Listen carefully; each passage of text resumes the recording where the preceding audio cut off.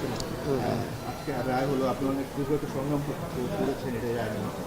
আমরা আপনার প্রতিক্রিয়া জানাচ্ছি। না, অবশ্যই আমরা আসলে খুবই মানে সন্তুষ্ট আসলে যে আজকের যে রায়টা হয়েছে এটা আসলে আপনার ফাইজ সত্যি বলতে যেটা যে আমরা আসলে হাইকোর্ট থেকে যে এত দ্রুত একটা রায় আসবে, যদি আমি 1 বছর আগের কথা 5 বছর আগে আসলে চিন্তাও কখনো করি নাই যে এত দ্রুত একটা রায় আসতে পারে।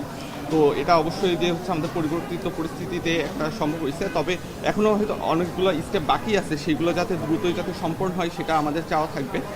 আমরা মানে আমরা আসলে প্রায় 5.5 বছর হয়ে যাচ্ছে যে আমরা এটা নিয়ে আসি, আবার হচ্ছে আরও কতদিন লাগবে এটা আমরা জানি না। তো এটা যত দ্রুত শেষ হবে এবং এটা একটা দৃষ্টান্ত হিসেবে উপস্থাপন হবে যাতে ভবিষ্যতে যাতে আর কারোর যাতে এই ধরনের কোনো পরিণতি যাতে না হয়। সেই জন্য আসলে আমাদের চাওয়া ওইটাই মেইনলি যে যত দ্রুত সম্ভব বাকি যে স্টেপগুলো আছে সেগুলো সম্পূর্ণ হোক।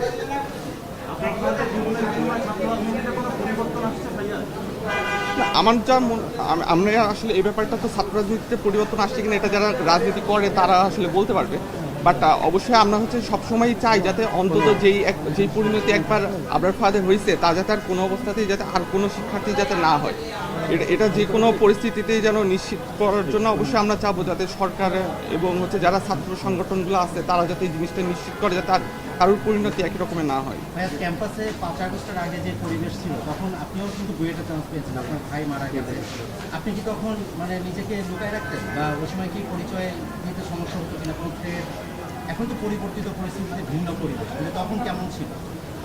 না, এখানে আসলে আমি তো আসলে কখনো যে নিজের পরিচয় লুকিয়ে রাখছি বা হচ্ছে ভয় পাইছি ব্যাপারটা এমন না। বাট অবশ্যই এখানে হচ্ছে অনেক ধরনের থ্রেট ছিল, যেহেতু আমরা বুয়েটের হয়তো আমাদের রাজনীতি ছিল না, বাট আশেপাশে যেই বিভিন্ন বিশ্ববিদ্যালয়গুলো ছিল সেইখানে বেশ ভালো রকমের একটা হুমকি ছিল।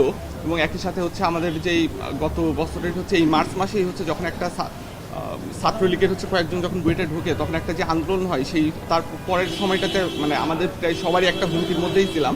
তো তারপরে আসলে যাই হোক 5 আগস্টের পরে আসলে সেটা থেকে মুক্তি পেয়েছি, তো সেটা আলহামদুলিল্লাহ। ফায়েজ, আপনার কাছে একটা প্রশ্ন, সেটা হচ্ছে একজন মৃত্যুদণ্ডপ্রাপ্ত আসামি জেমি 6 আগস্ট পালিয়েছেন এবং সেটা আমরা জানতে পারছি অনেক পরে 25 ফেব্রুয়ারি। এই বিষয়টাতে আসলে কোনো বক্তব্য রয়েছে কিনা? আসলে এই বিষয়টা আসলে সম্পূর্ণ আসলে আমাদের জন্য হতাশার, কারণ মানে আমরা আসলে অপেক্ষায় আছি কবে হচ্ছে এদের রায় কার্যকর হবে। আর সেখানে হচ্ছে আমরা কাইন্ড অফ হচ্ছে তার মধ্যে হঠাৎ করে জানতে পারতেছি একজনকে পালিয়ে চলে গেছে। ইভেন সে হচ্ছে এমন একজন যে হচ্ছে তাকে রুমে ডেকে নিয়ে গেছে এবং মারার সময় যে উপস্থিত ছিল এমন একজন হচ্ছে সেখান থেকে পালিয়ে চলে গেছে।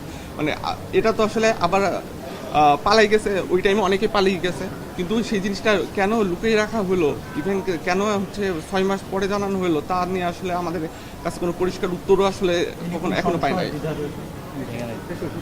না, এই ব্যাপারে আসলে আমরা আর কিছু বলতে